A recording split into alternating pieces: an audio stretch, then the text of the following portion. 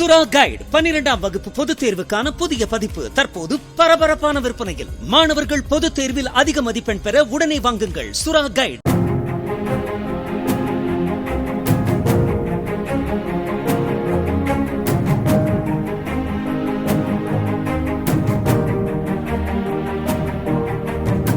காரைக்கால் போலீசார் அறிமுகப்படுத்திய காரை காவலன் என்ற செயலி மூலம் கிடைத்த புகாரின் பேரில் பைக் ரேஸ் சென்ற சிறுவனுக்கு இருசக்கர வாகனத்தை வழங்கிய உரிமையாளர் மீது வழக்கு பதிவு செய்யப்பட்டது. விசாரணையில் 18 வயது பூர்த்தி அடையாத சிறுவனுக்கு இருசக்கர வாகனம் வழங்கியவர் நிரவி பகுதியைச் சேர்ந்த ஸ்ரீராம் என்பது தெரியவந்தது.